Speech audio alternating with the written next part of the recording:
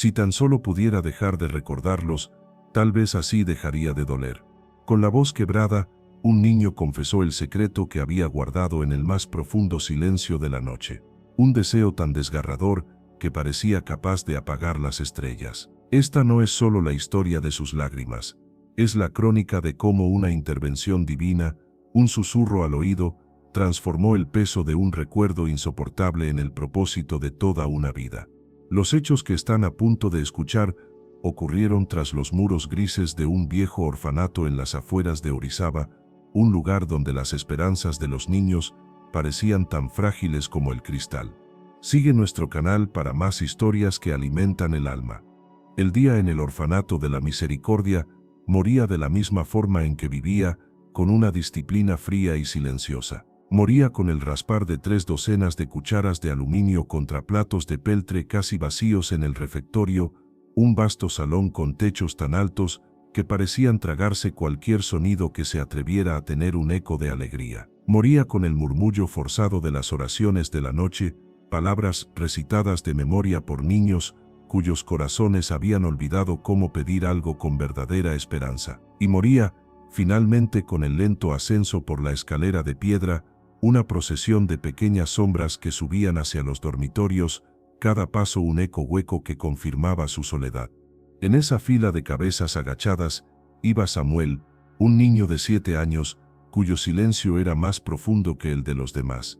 Él no solo callaba por obediencia, callaba porque sus palabras se habían quedado sepultadas bajo los escombros de una vida que ya no existía. Sus hombros pequeños se encorvaban, como si llevara el peso invisible de todos sus ayeres. Al llegar al umbral del dormitorio, un vasto pabellón que olía a desinfectante, a humedad y a la tristeza anónima de cientos de niños que habían dormido allí antes que él, Samuel nunca miraba hacia los lados. Evitaba los rostros de los otros, rostros que eran espejos de su propia resignación, y sobre todo, evitaba su propio reflejo en los cristales oscuros de los ventanales. En sus propios ojos se leía una historia de dolor tan profunda que ni él mismo se atrevía a reconocerla, la mirada de un forastero atrapado en un cuerpo que no sentía como suyo.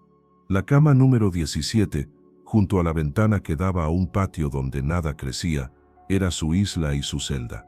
El colchón era un amasijo de bultos, y el armazón de hierro gemía con cada movimiento, un quejido metálico que delataba cualquier inquietud. La rutina era su único escudo.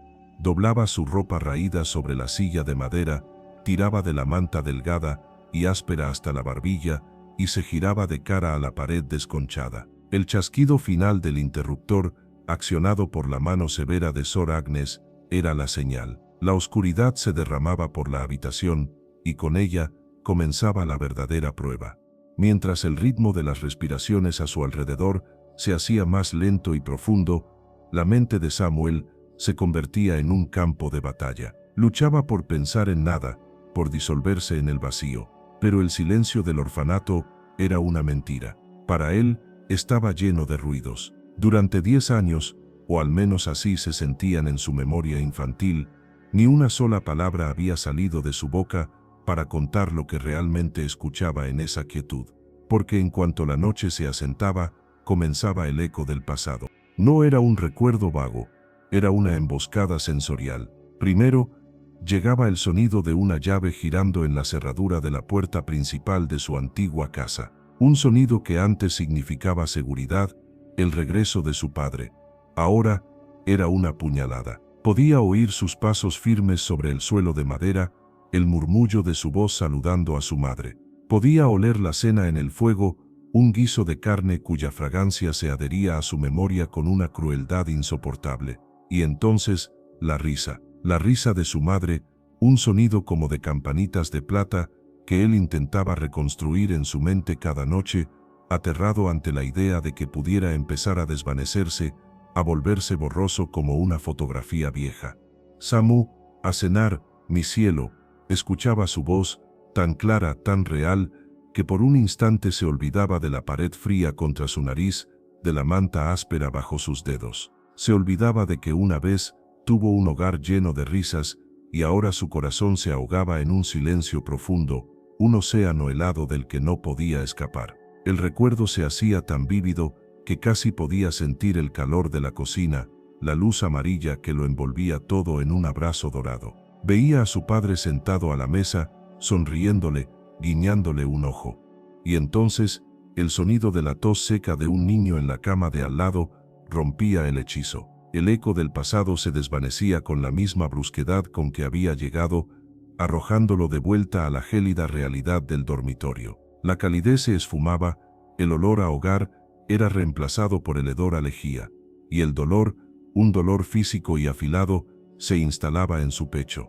Era una presión que crecía, una ola que subía por su garganta y amenazaba con estallar en un grito que podría despertar a todo el orfanato, que podría hacer temblar los mismos cimientos del edificio.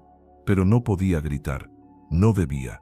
El miedo a Sor Agnes era casi tan grande como su dolor. La recordaba semanas atrás, cuando un niño nuevo, aterrorizado en su primera noche, había comenzado a sollozar llamando a su madre. La puerta se había abierto con violencia y el haz de luz de la linterna de la monja había cortado la oscuridad como un cuchillo, buscando y encontrando al culpable. Samuel no recordaba las palabras exactas, solo el tono, un siseo frío que había congelado el aire y había silenciado el llanto del niño al instante. Desde entonces el sonido de los zapatos de Sor Agnes patrullando el pasillo era un recordatorio constante. El sufrimiento aquí debía ser invisible y mudo.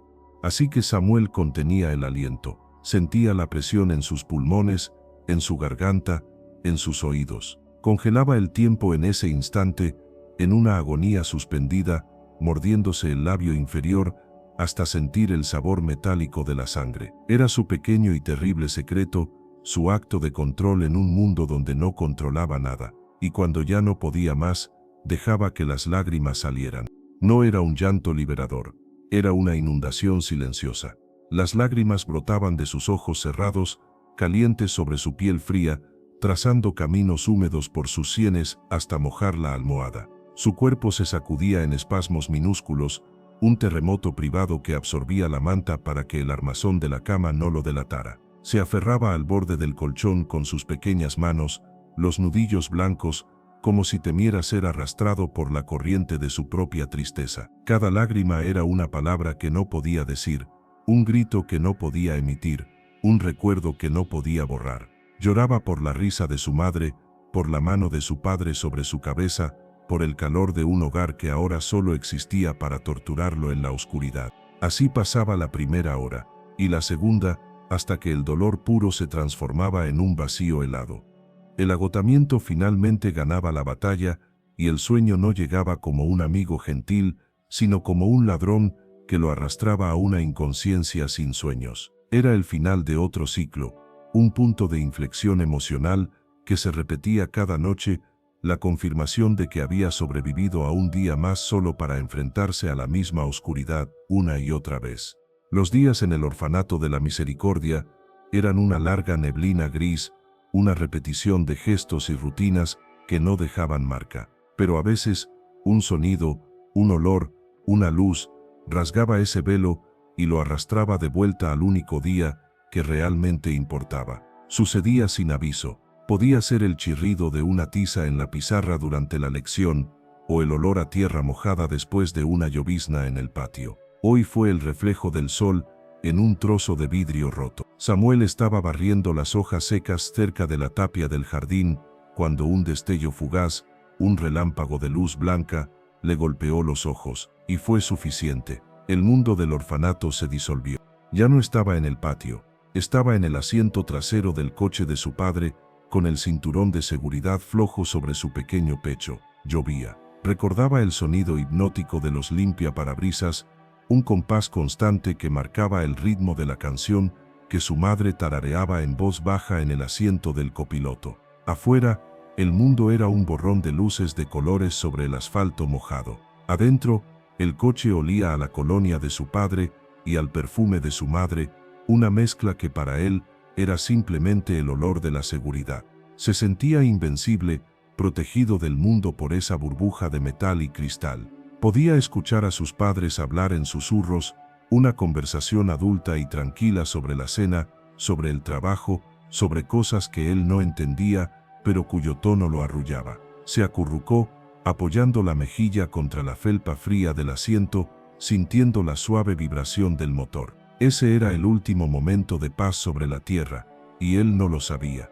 Frente al tribunal implacable de su propia memoria, se veía forzado a revivir cada segundo de lo que vino después. La curva en la carretera, más cerrada de lo que parecía en la penumbra. Las luces, dos faros redondos y ciegos que aparecieron de la nada, saliéndose de su carril, creciendo a una velocidad imposible. El tarareo de su madre se cortó en seco. La conversación de sus padres se detuvo. El único sonido fue la exclamación ahogada de su padre y el chirrido agudo de los neumáticos luchando contra el asfalto resbaladizo.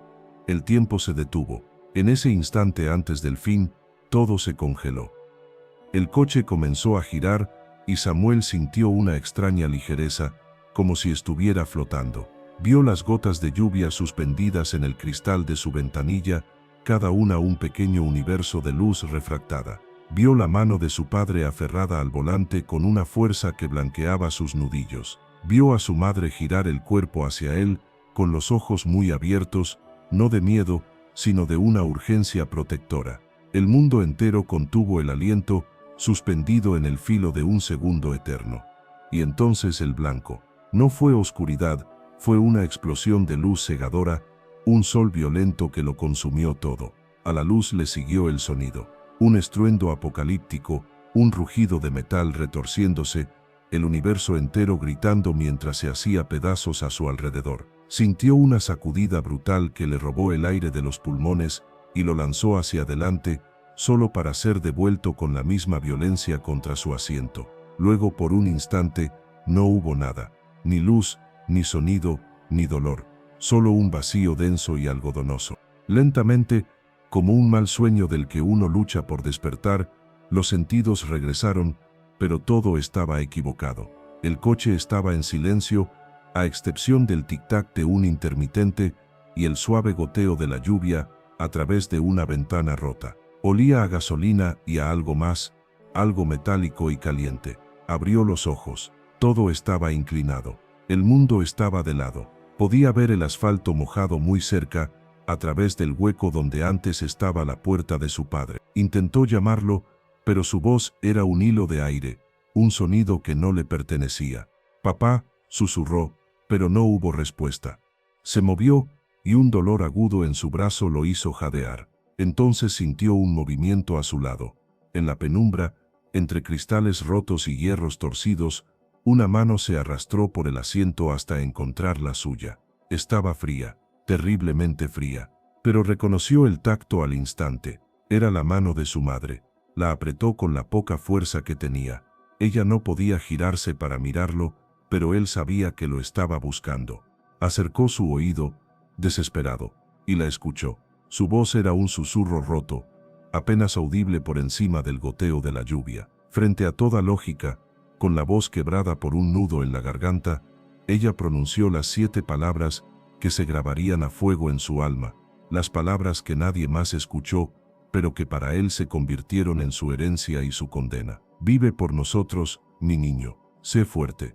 Sintió cómo los dedos de ella apretaban los suyos una última vez, una presión débil, un punto final, y luego, nada. La mano que sostenía la suya perdió toda su fuerza, volviéndose un peso inerte. Él se quedó quieto, sosteniendo esa mano vacía, mientras el sonido de una sirena comenzaba a crecer en la distancia, un lamento que se acercaba para anunciar oficialmente que su mundo se había acabado. El destello del sol en el cristal del patio se había ido. La escoba se le había caído de las manos. Samuel estaba de pie, paralizado, con las hojas secas arremolinándose a sus pies. El sudor frío le perlaba la frente. El eco de ese último apretón de manos aún vibraba en su piel, la sombra de ese recuerdo proyectándose sobre su presente, una herida abierta que se negaba, día tras día, a empezar a cicatrizar. Si el recuerdo era la herida, el orfanato era la sal que se vertía sobre ella cada día. La supervivencia en el orfanato de la misericordia no se regía por las oraciones que recitaban al amanecer, sino por una ley no escrita, tan antigua y fría como los muros de piedra que los rodeaban. Era la ley del más fuerte, del más ruidoso, del que lograba endurecer su corazón primero. Y Samuel, con su equipaje de dolor silencioso, era una presa fácil. Los otros niños, curtidos por sus propias pérdidas y por el abandono, lo miraban como a un forastero, un pozo de silencio que no entendían y que, por tanto, preferían ignorar o, peor aún, poner a prueba.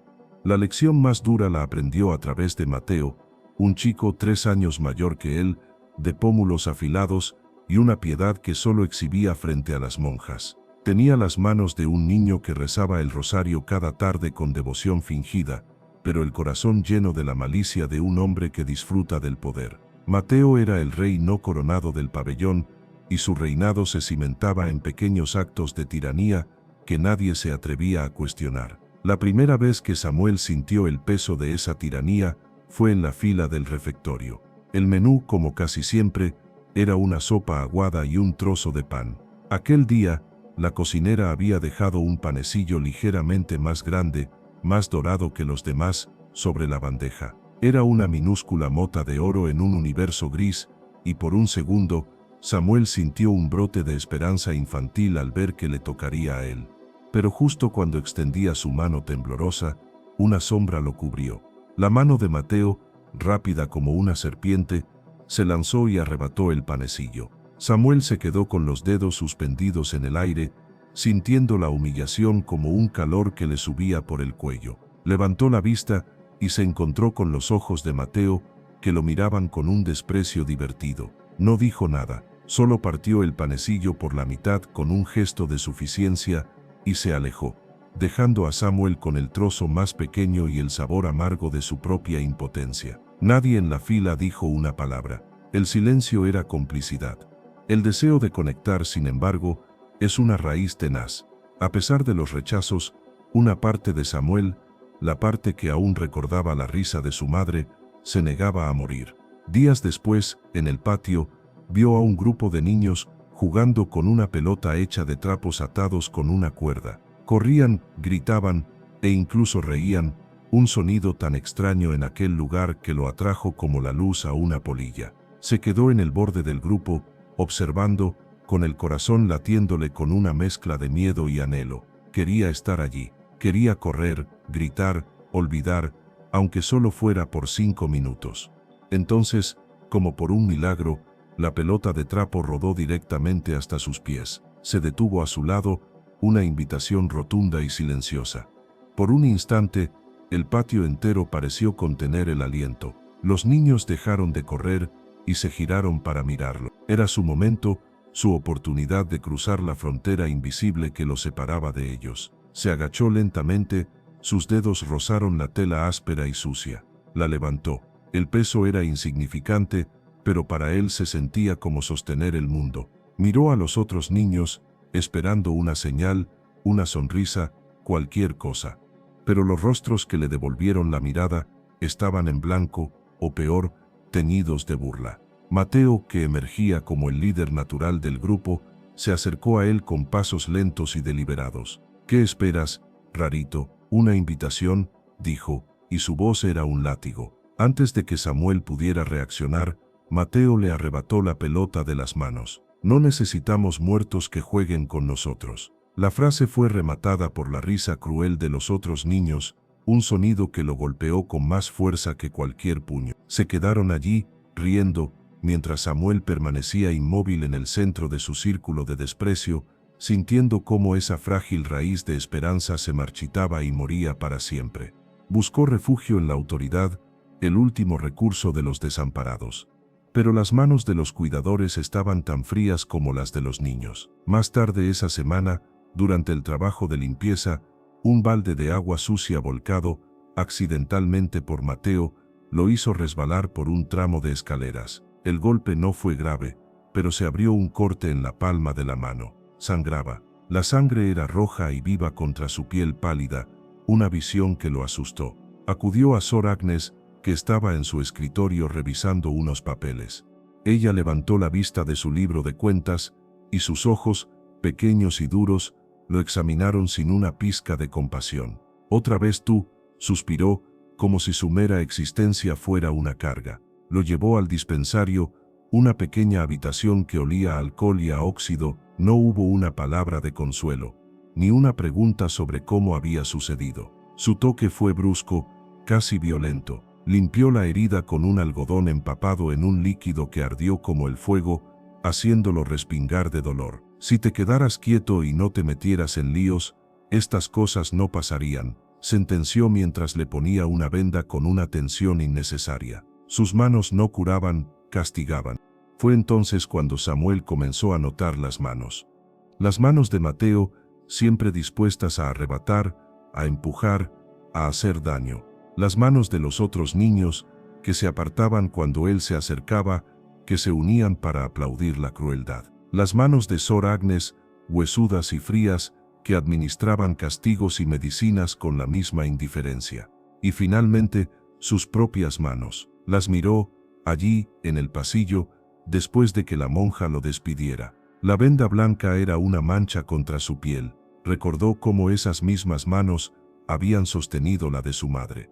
Eran manos que habían conocido el calor, la seguridad, el amor. Ahora, estaban vacías y frías. Lentamente, metió la mano herida en el bolsillo de su pantalón y luego la otra. Las cerró en dos puños apretados. Era una decisión inconsciente, un gesto que venía de lo más profundo de su ser.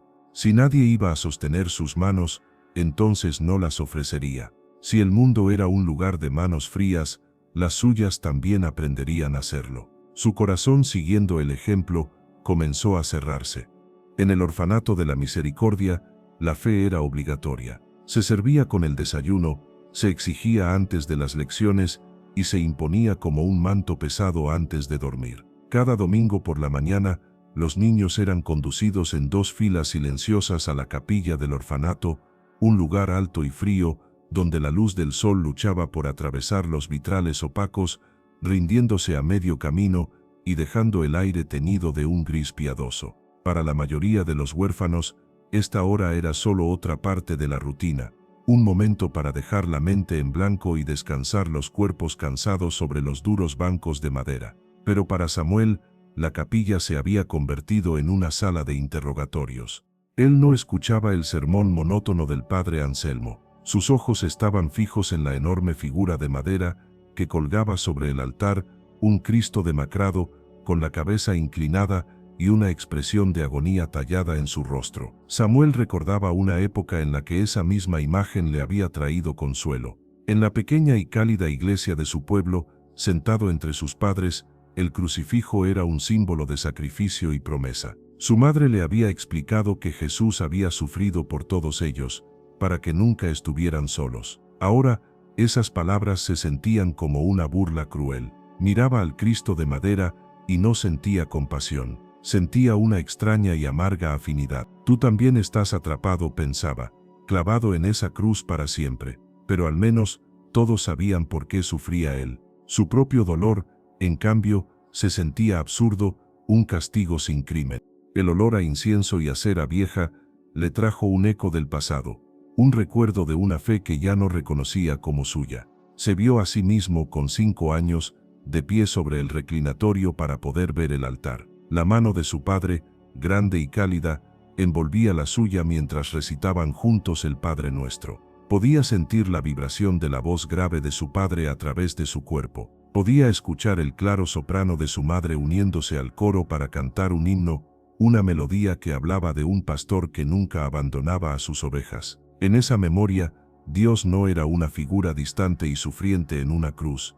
Era el calor de la mano de su padre, la certeza en la voz de su madre, la promesa incuestionable de que era amado y protegido. El chirrido de una rodilla sobre la madera a su lado lo devolvió al presente. El calor se había ido. A su alrededor, los niños se arrodillaban por orden, con los ojos vacíos. Nadie cantaba con el corazón. Las oraciones eran un murmullo sin vida, el sonido de una obligación, no de una devoción. La fe aquí no era un refugio, era una regla más. Y fue en ese contraste brutal, entre el ayer y el ahora, que Samuel sintió como una grieta, que había comenzado como una fisura fina en su alma, comenzaba a ensancharse hasta convertirse en un abismo. Cerró los ojos, intentando una última vez. Intentó rezar como sus padres le habían enseñado, creyendo que si decía las palabras correctas tal vez, solo tal vez, encontraría una respuesta. Padre nuestro, que estás en el cielo, comenzó en el silencio de su mente. Las palabras eran como viejos amigos, familiares en su lengua. Santificado sea tu nombre, venga a nosotros tu reino.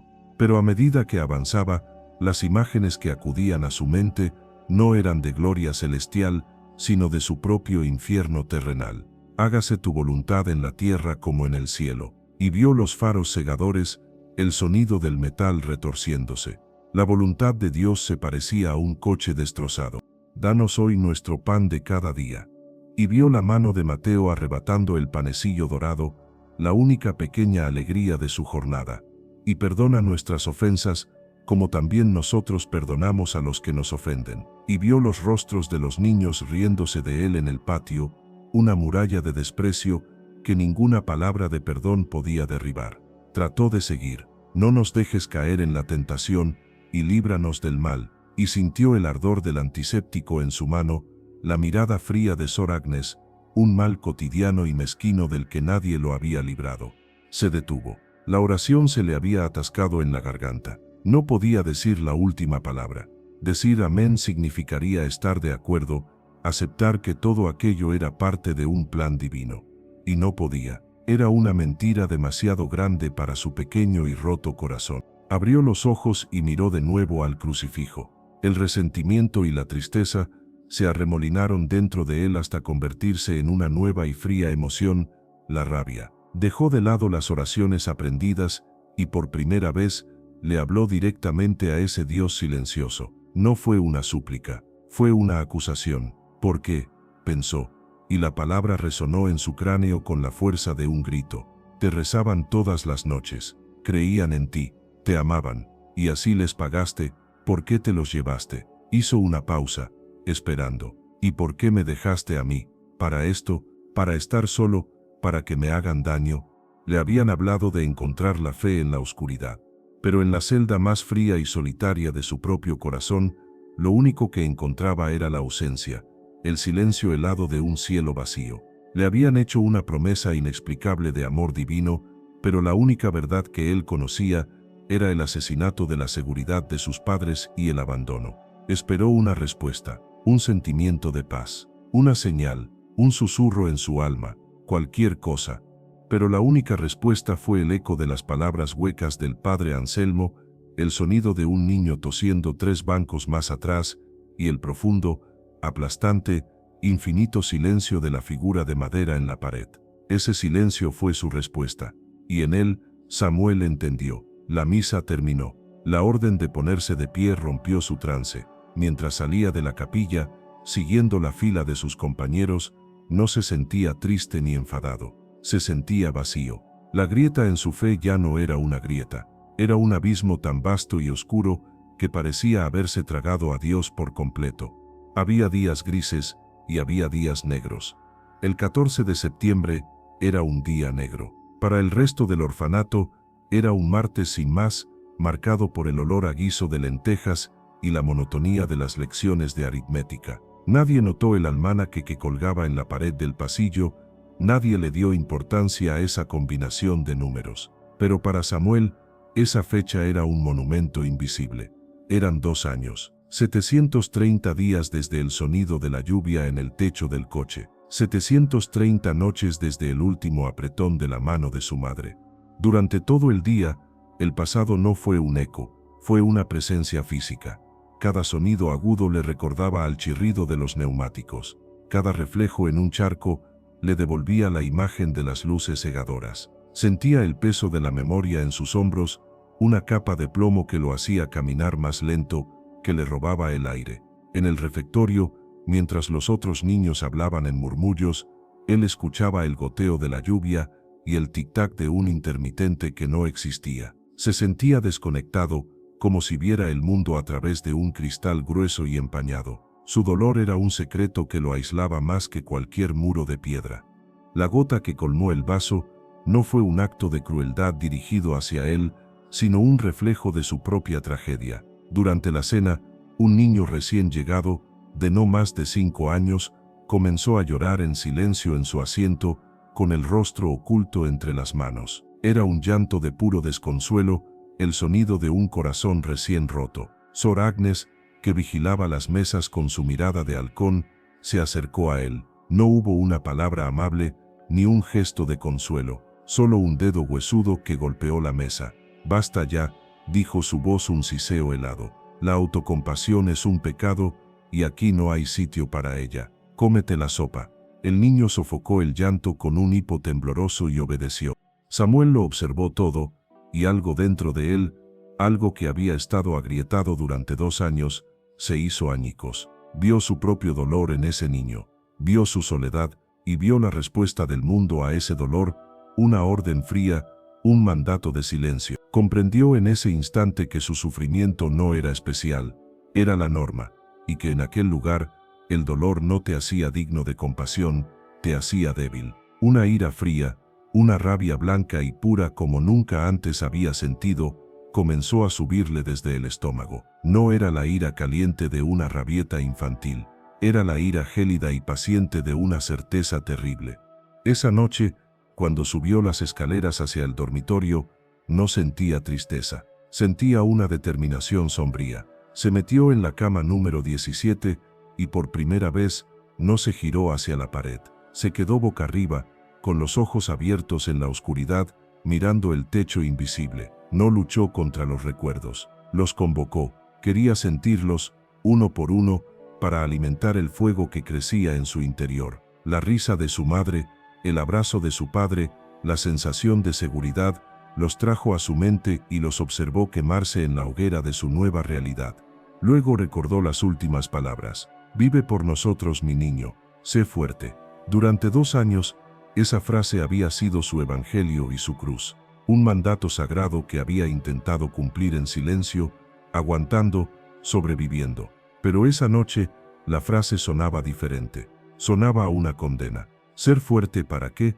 Para aguantar los golpes de Mateo, para soportar la frialdad de Sor Agnes, para vivir cada día en el recuerdo de lo que había perdido. Con una calma que helaba la sangre, tomó el recuerdo más preciado de su madre, su último deseo, y lo arrojó mentalmente al fuego de su rabia, observando cómo las llamas de su resentimiento consumían cada promesa de fortaleza. No pensó, y la palabra fue una sentencia. Ya no. Fue su acto de rebeldía sagrada, la renuncia a su última conexión con la fe y la esperanza. Y entonces se dirigió al silencio, al gran silencio que le había respondido en la capilla, al silencio que lo envolvía cada noche. Ya no suplicaba, no preguntaba, acusaba. «¿Estás ahí?», gritó en su mente. «¿Disfrutas con esto? ¿Te divierte ver a un niño llorar? ¿Te pareció un buen plan llevarte a los únicos que me querían y dejarme en este basurero?». Las preguntas salían disparadas, venenosas, llenas de toda la amargura que había acumulado. «Mentiroso», continuó, la palabra estallando en su cráneo. «Todas las canciones, todas las oraciones, son mentira. No hay pastor, no hay amor, no hay nada». Todo el dolor de 730 días, toda la soledad, toda la humillación y toda la rabia se acumularon en su pecho. La presión se volvió insoportable. Durante años, ni una sola palabra de su verdadera agonía había salido de su boca. Pero esa noche, en medio de la tormenta de su desesperación, el silencio se iba a romper. Sintió el aire entrar en sus pulmones, un aliento profundo y tembloroso que pareció absorber toda la oscuridad de la habitación. Contuvo la respiración, congelando el universo en ese instante final de lucidez antes del colapso. Y entonces gritó. Fue un grito sin sonido, un aullido mudo que desgarró su alma, pero no movió ni una molécula de aire en la habitación. Su cuerpo se tensó con una violencia extrema, los músculos rígidos, la mandíbula apretada hasta doler. Sus manos se cerraron en puños tan apretados que las uñas se clavaron en sus palmas. Fue el grito de cada recuerdo doloroso, de cada lágrima no derramada, de cada oración no respondida. Un grito contra el coche, contra Mateo, contra Sor Agnes y sobre todo, contra el cielo vacío y silencioso que se había tragado su felicidad. Después del grito, no llegó la paz, no llegó el alivio, llegó el vacío absoluto. El fuego de la rabia se había consumido a sí mismo, dejando solo cenizas frías. El dolor era tan inmenso que ya no podía sentirlo. Se quedó inmóvil, con los ojos abiertos en la negrura. Ya no había lágrimas. Se habían secado para siempre. Ya no había preguntas. No esperaba respuestas. Había tocado el fondo del abismo, un lugar más allá del dolor, un lugar de una nada perfecta y aterradora. Estaba completa y absolutamente solo, y por primera vez en su vida, ya no le importaba. La nada tenía una textura. Era lisa, fría y pesada. Samuel yacía en ese vacío, un náufrago en un océano de quietud sin estrellas. Su cuerpo estaba inmóvil, sus ojos abiertos a una oscuridad que era idéntica con los párpados cerrados. El grito mudo lo había vaciado de todo. Ya no había rabia, ni tristeza, ni miedo. Solo el agotamiento profundo y absoluto de un alma que se ha rendido. El orfanato, con sus ruidos nocturnos, el crujido de la madera, la tos lejana de otro niño, el viento silbando bajo la puerta, parecía estar a 1.000.000 de kilómetros de distancia. Él estaba a la deriva en el silencio que había dentro del silencio. Había tocado el fondo del abismo y había descubierto que el fondo no era de piedra, era de hielo. Y entonces sintió un cambio. No fue un sonido ni una luz, fue un calor suave y gentil que comenzó en la punta de sus pies, allí donde el armazón de hierro de la cama solía ser más frío. Era una sensación extraña, como el primer rayo de sol de la mañana, después de una noche helada, pero este calor venía de adentro hacia afuera. Subió lentamente por sus piernas, descongelando la parálisis de su cuerpo. Lo sintió en su pecho, derritiendo el nudo de hielo que se había formado alrededor de su corazón. No era un calor que quemara, era un calor que sanaba. Samuel permaneció inmóvil, sin entender, mientras esa marea de calidez lo envolvía por completo. Después del calor, vino la luz. La negrura de su desesperación no se retiró ni se desvaneció. Fue aniquilada. Una sobreexposición lenta, una luz que no venía de la ventana ni de la puerta, sino que parecía nacer del propio aire. No era la luz blanca y violenta de los faros del coche. Era un resplandor dorado y suave que no lastimaba los ojos. La luz inundó cada rincón del sombrío dormitorio, transformando las camas de hierro en siluetas doradas y las paredes desconchadas en lienzos de ámbar. Pero todo permanecía en silencio. Los otros 31 niños seguían dormidos, ajenos al milagro, porque esa luz no había venido para el mundo, había venido para él. En el corazón de esa luz, junto a su cama, una figura tomó forma. No apareció de repente, sino que se condensó a partir del resplandor, como si siempre hubiera estado allí. Samuel lo vio y su primer instinto fue el terror. Quiso gritar, esta vez con sonido, pero el aire no le salía de los pulmones. Quiso cerrar los ojos, pero no pudo apartar la mirada. La figura se sentó en el borde de su cama, y el viejo colchón no se hundió bajo su peso. Su presencia no desplazaba el aire, lo completaba. No era un fantasma, era más real que la propia cama en la que yacía Samuel. Lentamente, el terror del niño se disolvió, reemplazado por un asombro que lo dejó sin aliento. El visitante no era un forastero, sino la presencia más familiar que jamás había sentido, como si lo conociera desde antes de nacer. Pero en sus ojos se leía una historia, no de dolor, sino de un amor tan profundo que ni el más sabio de los hombres podría comprender. Esos ojos no lo miraban con lástima. La lástima es para los extraños. Lo miraban con reconocimiento. Veían el accidente, veían a Mateo, veían a Sor Agnes, veían la capilla silenciosa, veían su grito mudo. Lo veían todo, no como un juez, sino como un testigo que había estado a su lado en cada instante, sufriendo con él. Y en esa mirada, por primera vez desde la muerte de sus padres, Samuel se sintió completamente visto, completamente entendido, completamente a salvo. Contuvo el aliento, suspendido en la inmensidad de esa aceptación. El visitante sonrió, una sonrisa que no solo movió sus labios, sino que pareció aumentar el brillo de la habitación. Y aunque no habló, Samuel escuchó su voz dentro de su cabeza, una voz que contenía el eco de la fuerza de su padre y la ternura de su madre, pero magnificada en algo eterno y divino. La paz sea contigo, Samuel, siempre he estado aquí. El niño, que no había pronunciado una palabra innecesaria en 2 años, sintió que sus labios se movían, formando una pregunta que era más un susurro de su alma que un sonido. ¿Por qué?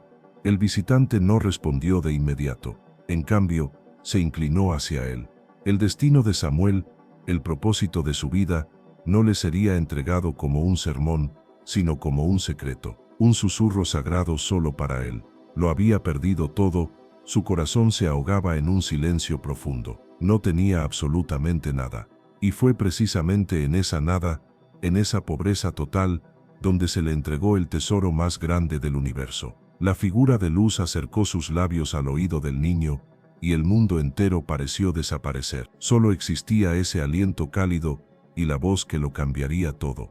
Le susurró el secreto del propósito de su dolor. Le contó que cada lágrima que había derramado no se había perdido en el vacío, sino que había sido recogida. Le reveló que la profunda herida de su corazón no era una marca de vergüenza, sino la abertura por la que un día entraría y saldría una luz inmensa. Tu dolor, pequeño mío, le susurró, no es un castigo, es una preparación. Tu herida no es tu final, es el lugar por donde mi luz aprenderá a brillar a través de ti para alcanzar a otros. La usarás para entender y sanar a los que están rotos, como tú lo estuviste. Cada noche de soledad te ha enseñado el valor de la compañía. Cada acto de crueldad te ha enseñado el poder de la bondad. Mientras las palabras penetraban en su alma, una sola lágrima rodó por la mejilla de Samuel. Pero esta lágrima era diferente a todas las demás. No ardía con rabia ni con pena, era fresca, limpia. Era una lágrima de comprensión, de alivio, de una esperanza tan nueva y frágil que apenas se atrevía a sentirla. El visitante se enderezó, puso una mano sobre la cabeza de Samuel, y una paz que superaba todo entendimiento fluyó a través de él, llenando el vacío que había dejado el grito. La luz comenzó a atenuarse, no desapareciendo, sino siendo absorbida de nuevo en la figura, que se volvió translúcida. No estás solo, fue la última frase que escuchó en su corazón. Nunca lo estuviste. La figura se desvaneció, y la luz dorada se retiró como una marea suave, dejando el dormitorio en una penumbra tranquila, ya no opresiva. Samuel estaba solo en su cama, pero la soledad se había ido. El calor permanecía en su pecho. El eco del susurro vibraba en su oído. Se llevó una mano a la mejilla y tocó la estela húmeda de esa única lágrima. El nudo de hielo en su corazón se había derretido. La noche más larga había terminado. Y por primera vez en 731 días, Samuel cerró los ojos y se durmió al instante, cayendo en un sueño profundo y sin tormentas. El alba estaba por llegar. El primer sonido fue el de la campana de hierro, un tañido áspero y autoritario que cada mañana rajaba el velo del sueño y devolvía a los huérfanos a la realidad. Durante 2 años, ese sonido había sido para Samuel el pistoletazo de salida de otra carrera de supervivencia, el comienzo de otro día que debía ser soportado. Pero esa mañana, mientras la vibración metálica aún flotaba en el aire frío del dormitorio, algo era diferente. Abrió los ojos y el primer sentimiento no fue la familiar punzada de pavor en el estómago. No hubo nudo en la garganta, no hubo pesadez en sus miembros. En su lugar, había silencio. El silencio de la mañana era el mismo de siempre, el de las respiraciones contenidas y los movimientos sigilosos de los niños al levantarse. Pero el silencio ruidoso que siempre había habitado dentro de Samuel, la cacofonía de su dolor, se había roto. La tormenta había amainado, y en su lugar reinaba una calma profunda, una quietud tan vasta y pacífica que al principio lo desconcertó. Se sentó en la cama, esperando que la ola de tristeza lo golpeara como de costumbre. Pero la ola no llegó. Se llevó una mano al pecho, medio esperando sentir el vacío helado de la noche anterior. Pero lo que sintió fue el calor residual de la visita, una brasa suave y constante que ardía en el centro de su ser. La primera luz del amanecer se filtraba por el ventanal, y en el haz de luz pálida, millones de motas de polvo danzaban como una galaxia en miniatura. Siempre habían estado ahí, pero él nunca las había visto. El mundo no había cambiado en nada. El orfanato seguía siendo el mismo lugar gris y austero. Pero sus ojos eran nuevos. Se levantó de la cama, y sus pies descalzos sobre las baldosas frías no lo hicieron encogerse. Simplemente sintió el frío, lo registró como una sensación, no como una agresión. Por primera vez, no se sentía como una víctima de su entorno, sino simplemente como una parte de él. El cambio, aunque invisible, era tan profundo que no tardó en ser notado. El primer encuentro ocurrió en el pasillo que llevaba a los lavabos. Mateo, abriéndose paso como de costumbre, empujando a los más pequeños, se dirigió directamente hacia Samuel, esperando que se apartara con la mirada baja, como siempre hacía. Pero Samuel no se movió, no por desafío, sino porque su mente estaba en calma y no sintió el habitual impulso de miedo. Mateo chocó contra su hombro, un golpe deliberado. «Apártate, estorbo», gruñó. Samuel se tambaleó por el impacto, pero en lugar de encogerse, levantó la vista y miró a Mateo directamente a los ojos. No había miedo en su mirada, tampoco había ira. Había una serenidad desconcertante, una especie de neutralidad compasiva que Mateo no supo interpretar. Fue como intentar golpear el agua. La agresión del chico mayor no encontró dónde hacer mella.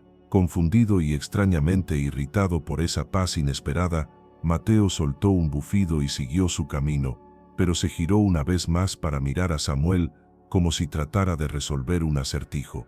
El segundo encuentro fue en el refectorio. Samuel se sentó con su tazón de avena aguada y su trozo de pan. Antes, habría engullido la comida, con la cabeza gacha, ansioso por pasar desapercibido. Esa mañana, comió despacio. Sentía la textura de la avena en su boca, el sabor del pan duro. No era un manjar, pero era alimento, y por primera vez sintió una punzada de algo parecido a la gratitud. Al otro lado del salón, Sor Agnes vigilaba desde su silla elevada. Su mirada recorrió las filas de niños, buscando cualquier signo de desorden. Sus ojos se posaron en Samuel. Ella también esperaba ver al niño de siempre, la cabeza hundida entre los hombros, la mirada perdida en el fondo de su plato. En su lugar, vio a un niño sentado erguido, comiendo con una calma que rayaba en la dignidad. Cuando él terminó, levantó la vista y sus miradas se cruzaron a través del vasto salón. Él sostuvo su mirada, sin insolencia, pero sin sumisión. Fue una mirada de igual a igual, la de un ser humano viendo a otro. Sor Agnes sintió una extraña sacudida, una sorpresa que la incomodó. Frunció el ceño y desvió la vista, pero la imagen de esos ojos tranquilos se quedó grabada en su mente. Algo había cambiado en el niño número 17. Nadie podía entenderlo.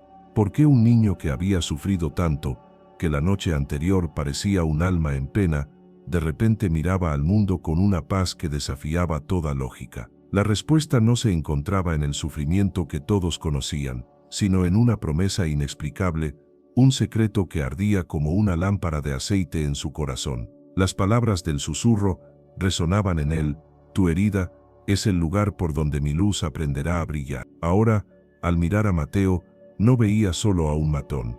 Veía a un niño enojado que usaba su fuerza para ocultar su propio miedo. Al mirar a Sor Agnes, no veía solo a una mujer cruel, veía a una mujer solitaria y amargada, atrapada en su propia infelicidad. El secreto no solo había cambiado cómo se sentía él, había cambiado cómo veía a los demás. Durante las tareas de la mañana, el cambio se hizo visible en sus manos. Mientras fregaba el largo pasillo de piedra, sus movimientos eran fluidos y deliberados. Sus manos, que la víspera se habían cerrado en puños de rabia, ahora estaban abiertas, firmes sobre el cepillo. Ya no se escondían en sus bolsillos. Al hacer su cama, alisó la manta raída con un cuidado que nadie le había exigido. Un pequeño acto de orden y respeto en un mundo de caos. Eran las mismas manos, pero ahora estaban guiadas por un propósito que nacía de su recién descubierta paz interior. Más tarde, ya en el patio, no buscó la compañía de los otros niños, pero tampoco huyó de ellos. Se sentó en un escalón de piedra, en el mismo lugar donde tantas veces se había sentido invisible y miserable. Pero ya no se sentía solo. Observó una hormiga que transportaba una miga de pan, un esfuerzo titánico para una criatura tan pequeña. Observó las nubes que se desplazaban lentamente por el cielo, y por primera vez desde que tenía memoria, se sintió conectado, no a las personas que lo rodeaban, todavía no, pero sí a algo más grande. al cielo, a la tierra, al simple y milagroso acto de respirar. El alba había llegado, no solo en el horizonte, sino dentro de su alma, y sus ojos, que antes solo reflejaban la noche, ahora contenían la serena y esperanzadora luz de un nuevo amanecer. La paz de Samuel era una semilla plantada en tierra helada. Durante semanas, la cuidó en el silencio de su corazón, una calidez secreta que el mundo exterior no podía tocar. Su serenidad seguía desconcertando a los demás. Mateo había dejado de molestarlo, encontrando más satisfacción en atormentar a presas que sí mostraban miedo. Sor Agnes lo observaba con una mezcla de sospecha y una curiosidad que no se atrevía a admitir. Pero la verdadera prueba del secreto que le fue susurrado no consistía en soportar el viejo mundo, sino en empezar a crear uno nuevo. La oportunidad llegó una tarde de otoño, con la llegada de un coche negro y un niño llamado Daniel. Era más pequeño que Samuel cuando llegó, de unos 5 años, con el pelo revuelto y unos ojos tan grandes y asustados que parecían ocupar la mitad de su rostro. Samuel lo observó todo desde la distancia, la figura apresurada de la trabajadora social, las palabras amables pero vacías, la forma en que el niño se aferraba a una pequeña maleta de cartón, como si fuera el último trozo de un mundo que se hundía. Vio a Sor Agnes firmar los papeles con un gesto de impaciencia y señalar el camino hacia el dormitorio con un movimiento brusco de la barbilla. Samuel reconoció cada detalle de esa coreografía del abandono. Él había bailado esa misma danza. A Daniel le asignaron la cama vacía al final de la fila de Samuel. Durante la cena, no comió. En el patio, no jugó. Se quedó sentado en un rincón, con la mirada fija en la puerta de hierro, como si esperara que el coche negro regresara en cualquier momento. Al llegar la noche y apagarse las luces, un silencio tenso se apoderó del dormitorio, y entonces, como Samuel sabía que ocurriría, comenzó el llanto. Era un sollozo ahogado, un hipo desesperado que el pequeño intentaba sofocar contra su almohada. Era el sonido más solitario del mundo. Samuel lo escuchó, y su corazón, que ahora estaba en calma, sintió una punzada. No era el dolor agudo de su propia herida, sino el dolor sordo de una cicatriz que recordaba cómo había sido la herida. Su primer instinto, forjado en años de supervivencia, fue hacerse un ovillo y no moverse, no llamar la atención. El llanto era peligroso. El llanto atraía a Sor Agnes. Yacía inmóvil, escuchando los sollozos del niño y el latido acelerado de su propio corazón. El viejo Samuel habría ignorado el sonido. El nuevo Samuel no podía. El eco del susurro divino resonó en su mente con una claridad absoluta. Tu herida te enseñará a sanar a otros. Se quedó quieto, conteniendo el aliento, suspendido en el filo de la decisión más importante que había tomado en su vida. No era una elección entre la obediencia y la desobediencia. Era una elección entre el silencio y el amor. Lentamente, exhaló, y con el aire que salía de sus pulmones, se fue el último vestigio de su antiguo yo. Con un cuidado infinito, deslizó las piernas fuera de la cama. Cada centímetro del suelo de baldosas estaba helado, pero él apenas lo notó. Cada crujido de las viejas tablas de madera sonaba como un disparo en la quietud de la noche. Se movió no como un niño, sino como una sombra con una misión, con un propósito que ardía más fuerte que su miedo. A medida que se acercaba a la cama de Daniel, los recuerdos de sus propias noches de terror no lo paralizaron, sino que lo guiaron. Recordó la sensación de ahogo, la certeza de que el sol no volvería a salir. El propósito de cada una de sus lágrimas se volvía claro. Habían regado el suelo de su corazón para que ahora pudiera crecer la empatía. El pequeño Daniel, al sentir una presencia a su lado, se congeló. Su llanto se cortó en un jadeo de pánico, seguro de que era la monja que venía a castigarlo. Se acurrucó aún más, haciéndose lo más pequeño posible. Samuel se arrodilló en el suelo frío junto a la cama, al nivel del niño. Esperó un momento, dejando que el silencio se asentara, que el niño sintiera que no había agresión en su cercanía. Entonces, Samuel habló.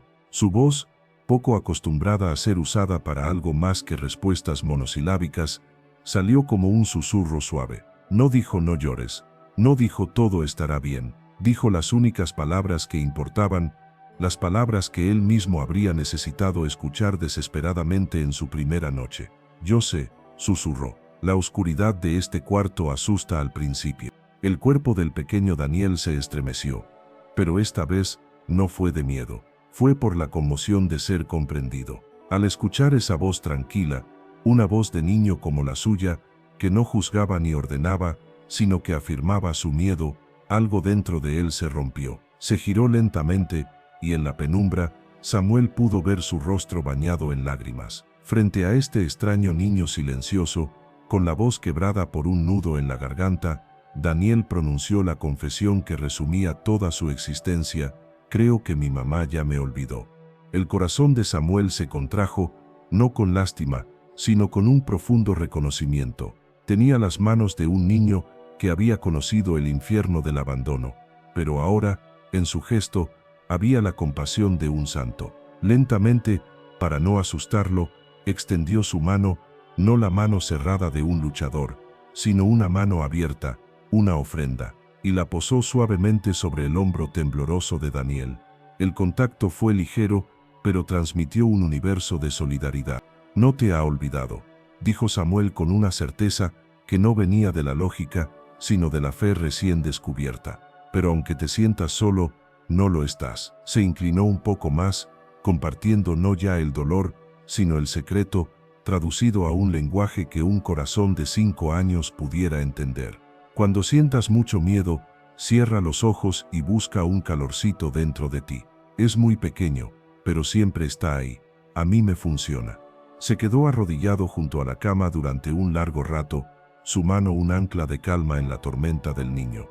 No dijo nada más, no hacía falta. Su presencia era el mensaje. Lentamente, los sollozos de Daniel se convirtieron en suspiros, y sus suspiros en la respiración lenta y profunda del sueño. Samuel no se movió hasta que estuvo seguro de que el pequeño dormía en paz. Cuando finalmente se levantó y regresó a su propia cama, el frío del suelo ya no importaba. Una nueva calidez, diferente a la de la visión, lo inundaba. Era el calor de un propósito cumplido. Su cicatriz, la profunda herida de su propia pérdida, no solo había dejado de doler, había empezado a sanar a otros, y en ese acto de sanación, él mismo estaba sanando. Un solo acto de bondad es como una piedra lanzada a un estanque en calma.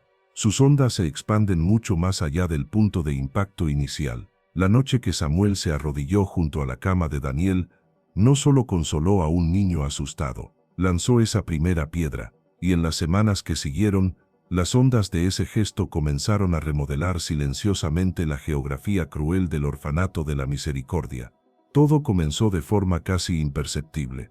A la mañana siguiente, el pequeño Daniel, en lugar de buscar un rincón para esconderse, se convirtió en la pequeña sombra de Samuel. Su terror había sido reemplazado por una devoción absoluta hacia el niño mayor que le había hablado en la oscuridad.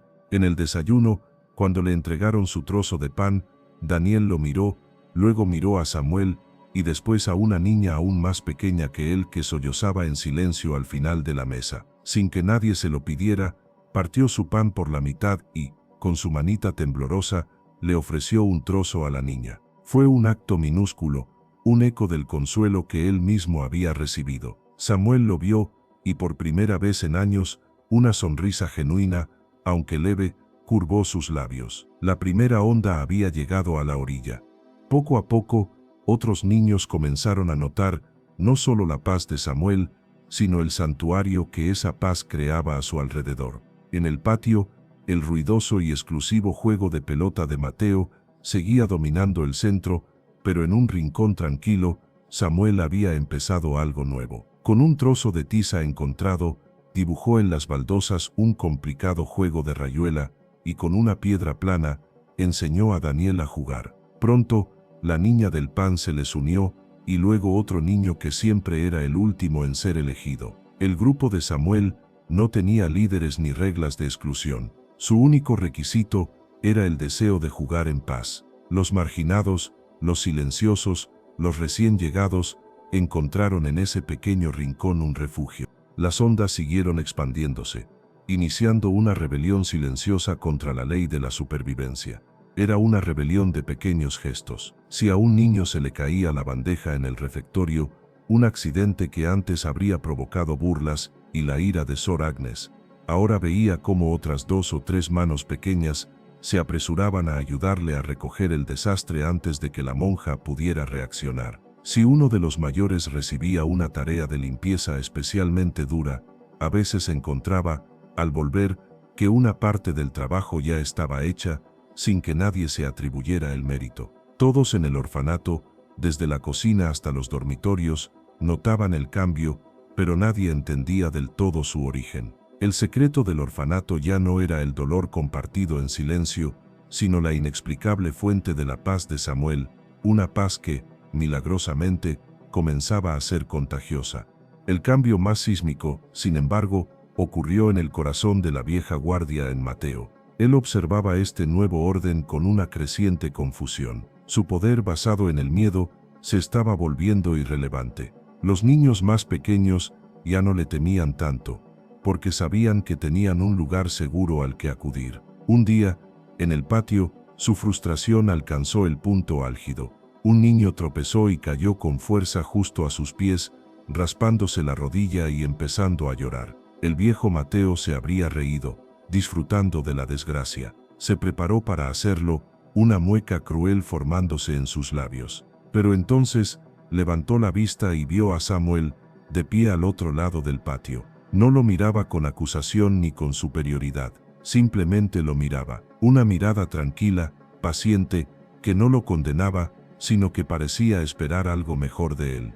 Mateo se quedó paralizado.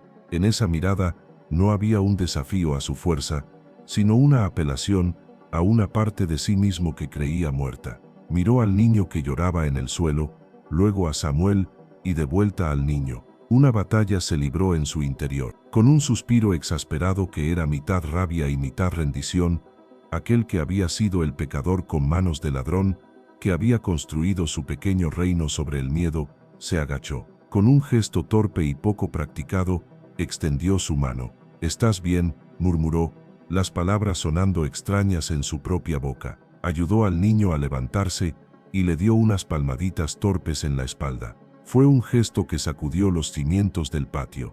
El rey tirano había abdicado, no por la fuerza, sino por el poder de un simple testigo silencioso. Sor Agnes, desde la ventana de su despacho, lo vio todo. Llevaba semanas observando. Veía a Samuel, el epicentro de esta extraña paz.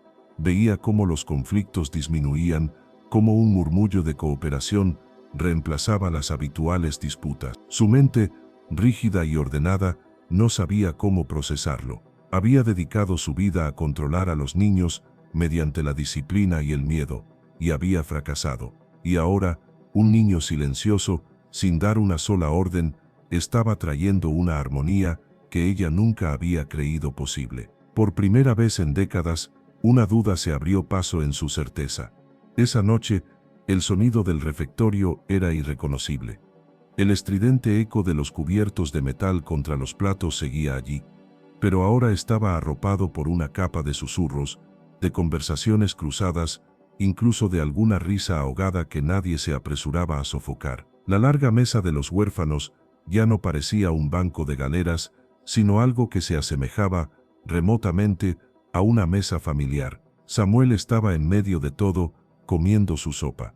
No hablaba mucho, pero escuchaba. Asentía. Su calma era el centro de gravedad que mantenía unido a este nuevo y frágil universo. No era un rey ni un líder. Era algo mucho más importante. Era un faro. Y en la luz constante y serena que emanaba de su corazón sanado, los demás barcos perdidos en la tormenta del orfanato estaban empezando, por fin, a encontrar el camino a casa. Los años, como el agua, pueden erosionar la piedra más dura. En el orfanato de la Misericordia, los años que siguieron no solo erosionaron la frialdad de sus muros, sino que la disolvieron. Una década pasó, no como un calendario de días grises, sino como una sucesión de pequeños milagros. El faro que era Samuel no dejó de brillar, y su luz, constante y serena, guió al orfanato hacia un puerto que nadie habría creído posible. El tiempo se podía medir en el crecimiento de sus manos. Primero, Fueron las manos de un niño consolando a otro en la oscuridad. Luego, las manos de un preadolescente enseñando pacientemente a los más pequeños a atarse los zapatos y a formar las letras de su nombre en una pizarra. Después, fueron las manos de un adolescente, más fuertes y encallecidas, reparando una valla rota, pintando de un color cálido las paredes del refectorio y plantando flores en el patio baldío donde, según decían, nada podía crecer. Las flores crecieron. Ahora, Samuel tenía 18 años. Era un joven alto y espigado, con la misma mirada tranquila que había nacido en él aquella noche milagrosa, pero ahora llena de una sabiduría que desmentía su edad. Era el día de su partida. La ley era clara. Al cumplir la mayoría de edad, el mundo del orfanato se cerraba y el mundo real, vasto y desconocido, lo reclamaba. Estaba de pie junto a la misma puerta de hierro que una vez había sido el límite de su universo de dolor. En su mano, una pequeña bolsa con sus pocas pertenencias. Era libre. Detrás de él no estaba la institución que lo había recibido, sino el hogar que él había ayudado a construir. El aire ya no olía a desinfectante, sino a pan horneado y a tierra limpia. Las paredes estaban decoradas con los dibujos coloridos de los niños. En el patio, un Mateo ya hombre, a punto de partir también hacia un aprendizaje como carpintero, le enseñaba a un grupo de pequeños a clavar un clavo derecho, su gesto brusco pero teñido de una paciencia que nadie le habría conocido años atrás. El lugar se había transformado, y todos sabían que Samuel había sido el corazón de ese cambio. Un benefactor, conmovido por la historia de la transformación del orfanato, le había ofrecido a Samuel una beca completa para estudiar en la Universidad de la capital. Una vida nueva, una oportunidad para dejar atrás el pasado, para borrar las cicatrices. Todos daban por sentado que se iría, sería su recompensa. ¿Por qué un hombre joven, al borde de la libertad, elegiría quedarse en el mismo lugar que había sido su prisión? La respuesta no se encontraba en la lógica del mundo, sino en una promesa hecha no en un lecho de muerte, sino en una noche de milagro, un secreto susurrado al oído. Mientras contemplaba el camino que se abría más allá de la puerta, una figura anciana se acercó a él. Era Sor Agnes. El tiempo había encorvado su espalda y suavizado los ángulos agudos de su rostro. Sus ojos ya no eran duros, sino acuosos y llenos de una vida de recuerdos. Lo llamó por su nombre, su voz ya sin el filo de antes. Samuel, dijo, antes de que te vayas. Lo llevó a un lado, lejos de los oídos de los demás. Lo miró, no como a un huérfano o a un pupilo, sino como a un igual. Este lugar era un lugar frío, comenzó, su voz temblando ligeramente, y yo era la más fría de todos. Creía que la disciplina era la única forma de prepararos para un mundo cruel. No sabía que el amor podía ser más fuerte. Se detuvo, tragando saliva, frente al joven que una vez fue solo el niño número 17, con la voz quebrada por un nudo en la garganta. La anciana monja pronunció las 7 palabras que Samuel jamás esperó escuchar de sus labios. Tú me enseñaste a ver la luz. Samuel la miró, y en el rostro de la anciana vio el reflejo de su propio viaje. Vio que la redención no había sido solo para él. No fui yo, hermana, respondió con gentileza. Fue la luz la que nos encontró a ambos en la oscuridad. Y entonces compartió su secreto, ya no como un misterio divino, sino como una verdad sencilla y humana. Aquella noche entendí que mi dolor no era un error. No era un pozo para ahogarme, sino un pozo para sacar agua para otros que tuvieran sed. Nuestras heridas más profundas son las que nos enseñan a curar. Ese es el único secreto. Una hora más tarde, reunió a los niños y a los cuidadores en el patio. Anunció su decisión. No se iba, se quedaba. Usaría el dinero de la beca, no para su propia educación, sino para crear un fondo para los estudios de cada niño que saliera de esas paredes. Y él trabajaría allí como cuidador, como maestro, como hermano mayor, para asegurarse de que ninguna luz infantil se apagara por la soledad. Eligió conscientemente que el lugar de su mayor sufrimiento se convirtiera en el escenario de su mayor propósito. La historia de Samuel es una prueba de que ninguna caída es definitiva, de que la noche más oscura puede en verdad preceder al amanecer más brillante. Su viaje desde el llanto silencioso hasta el consuelo activo nos recuerda que el dolor no tiene por qué ser el final de la historia. Con fe, puede ser el comienzo. La cicatriz que una vez fue una marca de pérdida, se convirtió en un faro de esperanza, no solo para él, sino para todos los que tuvieron la suerte de cruzarse en su camino. El secreto que Jesús le susurró al oído ya no era solo suyo, se había convertido en el alma viva del orfanato, un legado de amor nacido de una lágrima.